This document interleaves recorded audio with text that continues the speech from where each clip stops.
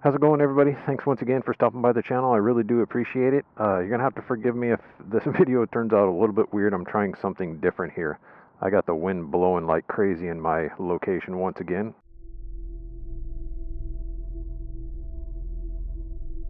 Anyway, stick around, roll the intro. Don't go anywhere because we'll do a little bit of writing towards the end of the video, so I can kind of explain, whether or not that fairing actually does anything. It does.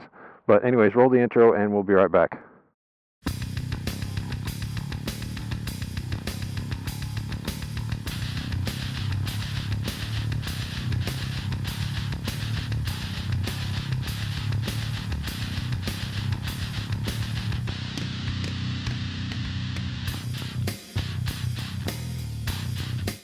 So alright, let's get on with it. The Harley-Davidson Coastal Kit. The main thing that kind of jumps out at you when you look at pictures of the Coastal Kit is this Harley-Davidson quarter fairing.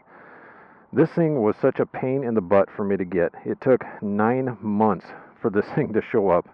Anyways, as you can see, mine is painted to match my bike, which was a must-have for me. I wouldn't have put this thing on my bike if it was just still black, but I gotta have it, color coordinated with the rest of the motorcycle here. So I waited 9 months for it, but was it worth the wait? Well, looks-wise, absolutely it was. And function-wise, I am very pleased with it. However, let me show you one thing that kind of bugs me a little bit about this. After I put it on the bike, I kind of noticed that it's not very, I don't know how I can say this, secure. I mean, I can grab it, and it kind of, as you can see, it kind of moves back and forth within the little rubber mounts that's holding it onto the bracket. I mean, it's not really a big deal because when you're riding, the wind does kind of force it. It pushes back on it and keeps it in place. So I doubt it's going to fall off there. But anyways, moving right along. What else comes in the Coastal Kit? Well, the next big thing is the handlebars. I hope the exposure works on here. We're parked facing the sun here, but anyways, the handlebars. These are called, what are they? Moto bars, something like that. I don't know. Anyways, the Harley-Davidson Moto bars, and they're basically kind of like, they're not drag bar styles, and they're not really T-bar style. They're kind of in between. I don't even know what the rise is like 1.5 inches, and anyways, I don't even care about all that stuff. They're pretty cool. They're really comfortable. I'm not into technicalities and things and numbers, and because I just can't remember any of that crap. So you just have to take my word for it that they're pretty cool handlebars. So that's another part of the handlebars, or the Coastal Kit, that you get when you buy this stuff. So you get the top clamp right here on top of the risers, and the risers are right there. I think they're 4.5-inch tall risers. Anyways, so you get the risers, you get the top clamp, and you get the handlebars. Now, one thing you might be able to spot right here that doesn't come with the Coastal Kit is my cruise control. I've got that installed. That is awesome. I mean, now that I have cruise control on a bike, I doubt I will ever be able to go back to a bike that, like my main riding cruiser bike that doesn't have cruise control. It's just awesome. But one thing that is not in the Coastal Kit that regular viewers of my channel will already know, that I do have the forward controls on this bike right down there. This bike is filthy. Check this out. It makes me sad. Look how dirty it is. Has to sit outside under a little tent thingy I bought from Harbor Freight. But anyways, back on subject. Yeah, so I got the forward controls. Not part of the kit, but if you're like 6 feet tall and over or anywhere near 6 feet tall, I'd highly recommend getting the forward controls for this bike. The Street Bob or the Softail Standard. Either one of them. Anyways, also what came with the kit were some rear pegs that I just haven't put those on yet. I'll get around to it. Maybe when the weather's nice, because the weather up here sucks. I've also got the Vance and Hines slip-ons. Those are the Eliminators. Did not come with the kit. But back to the kit. This seat right here, I think it's called, oh, if I remember correctly, the Contour seat. Maybe, I don't know. If it's not the Contour seat, I'll put the correct name of it here on the screen somewhere. But this seat is actually pretty cool, and I really do like the looks of it. It's got very nice stitching on it, very nice material. I doubt it's leather because nothing really is anymore, except for jackets. But the seat is really super comfortable. I have a couple complaints with it. You know, I like to bitch, you know. Everybody's got complaints about things. Here's what I don't like about it. Where it sits on the bike, it touches the tank right here. And after I've been riding around with it on there for a little while, I did take this off and I noticed that there's some rub marks in the clear coat. So that has to be addressed. I have to put like a, I don't know, piece of paint protector, that clear vinyl stuff on there or something. But the seat itself, it does come with some little paint protector tabs for the back, because I think there's like 4 little rubber bushings or whatever that are underneath the seat that sit on top of the tank, and it comes with these little clear things that you can put underneath there to protect the paint. I really didn't see a point of them. I had them on there to start with, but when I pulled the seat off one day checking for damage and things, I went to go pick at those things, and it seems like if you were to leave those on the bike for too long, pulling them off might damage the paint. So they're kind of pointless in my eyes, so I just left them off there. But anyways, the seat's really super comfortable. It gives you nice back support right in this area right here. So you know, when you take off from a stop, or you just want to, you know, give it a little bit of a extra throttle, it holds you in place really well. So I'd recommend it if you want something that's maybe just a little bit cheaper alternative to something like, say, a Saddleman, or I don't know, whatever the other brands are out there. I don't know. Anyways, back to the Coastal Kit side of things. When you buy the Coastal Kit, it does come with the turn signal relocator, because if you notice, those of you with a sharp eye that have street bobs, you'll notice that that turn signal is sitting farther that direction, because it usually sits in closer here, like underneath the hand controls. But to put the fairing on there, you have to move the turn signal out. So the kit comes with that stuff. And also, maybe you can see a little bit better here, the offset of it on this side of the bike. But yeah, you have to relocate the turn signals in order to put the Coastal Kit on here.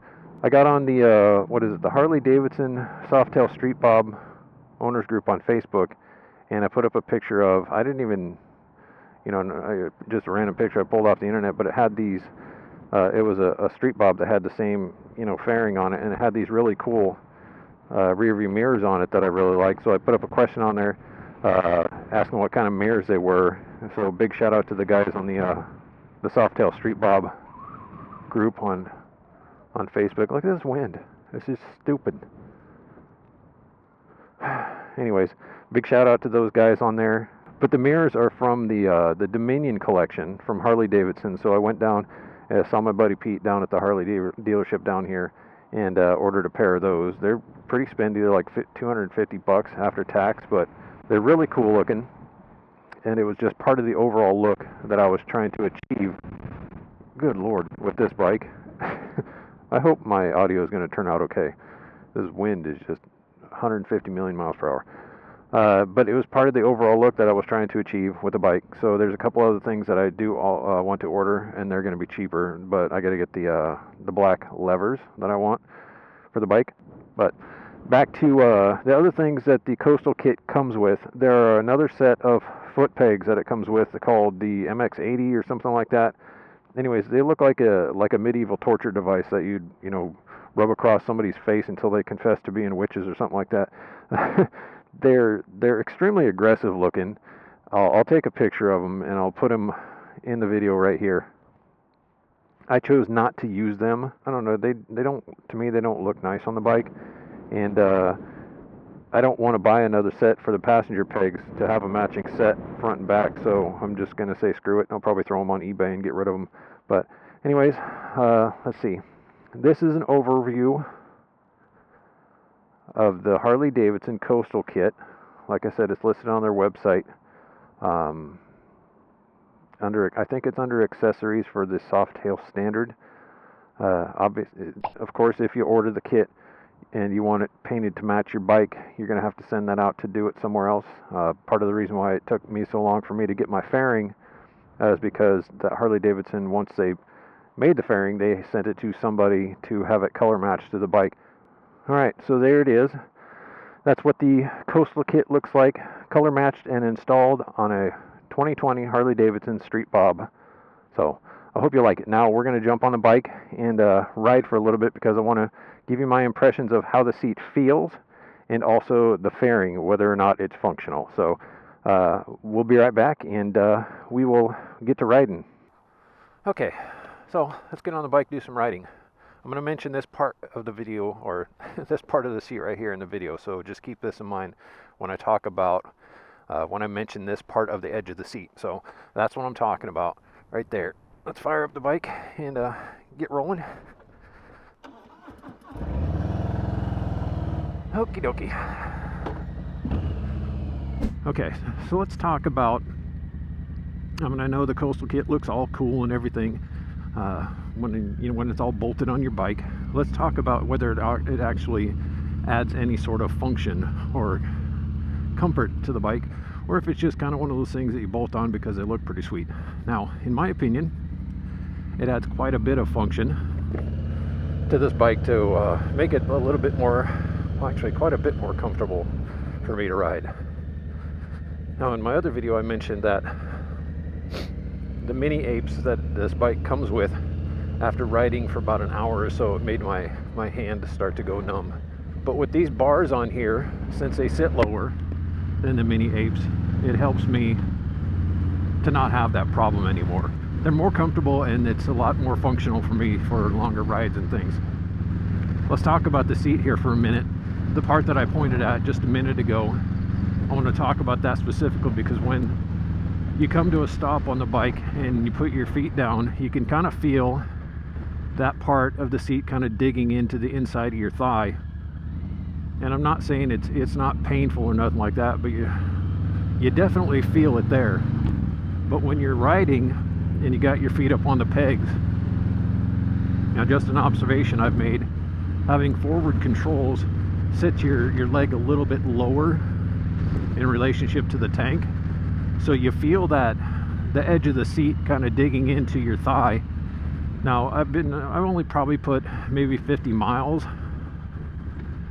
on this seat since I put it on here, and it's starting to soften up just a little bit, and I can't feel it as much as when I first got it. But when you come to a stop and put your feet on the ground, you definitely feel it kind of digging into your thigh. Now, if you were to have the factory mid controls on your bike, it would set your leg up a little bit higher, and you probably wouldn't even feel the edge of that seat at all. So, but the seat itself, it does sit you back farther and down lower in the bike than the factory one did.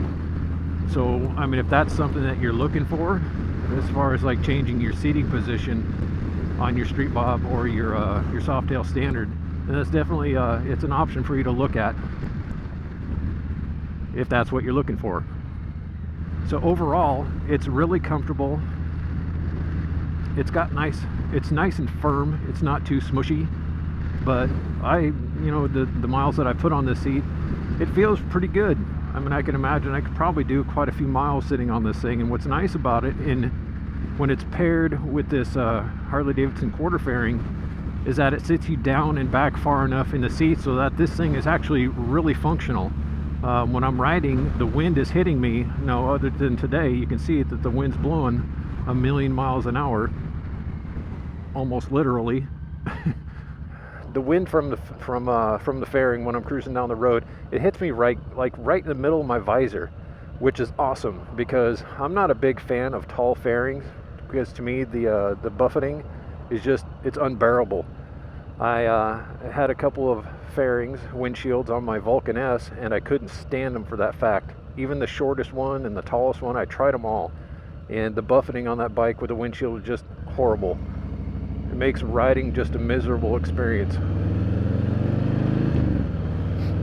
That's why I wanted something on this bike that was shorter, that basically only just took the wind off of my chest and left it on my helmet, because I like having nice clean air, clean wind, clean resistance on my helmet when I'm riding. And this quarter fairing does exactly that. I mean, I don't feel anything on my chest, but if I'm raising my glove up you know, kind of on my visor until where I can feel where the wind starts to hit. It's right in the right in the middle where I can see it, and it just pushes nice clean air over my helmet and keeps all the wind resistance off my chest. It's perfect. And even at higher speeds, don't know too much about aerodynamics and things, but I can feel that it's deflecting like a whole bunch of wind even off of my hands, and it's kind of keeping the cold air off my hands too. So it's nice. So having this seat and this fairing and my forward controls on this bike, it really does make this bike really pretty comfortable to ride now. Anyways, talk about one other thing here real quick that I've done to this bike is obviously, you know, my cruise control. Now, Harley-Davidson factory cruise control is really cool. I love it. To activate it, you just basically push in on it, and that little light on the dashboard right there comes on, and so that turns on the cruise control. And then to activate it, you push down on the switch, and then you can take your hand off the throttle, which is going to come in super handy for longer trips and things. So even if after, you know, being on this bike for a long time, my hand starts to tingle, I got the cruise control now, and I can just, you know, take my hands off the bars and let my left hand do the work, or ride down the road with no hands. Yeah, the cruise control it's an awesome addition. I mean, if you know, it probably only costs you about a few $100 to do it to your bike. You know, a couple hundred for the switch and $100 to have it installed and flashed and stuff like that. But anyways, to turn it off, you just push in on it, and there you have it. Cruise control is off. Now, when you're riding with the cruise control, turn it back on here, take my hand off. If you want to go faster, then you just push up on the switch, and it will increase your speed by 1 mile per hour for each time you do that. So if I'm at 40 miles an hour, if I push up on it once, the bike goes up to 41 miles per hour. It's really cool. It works just like it does in a car.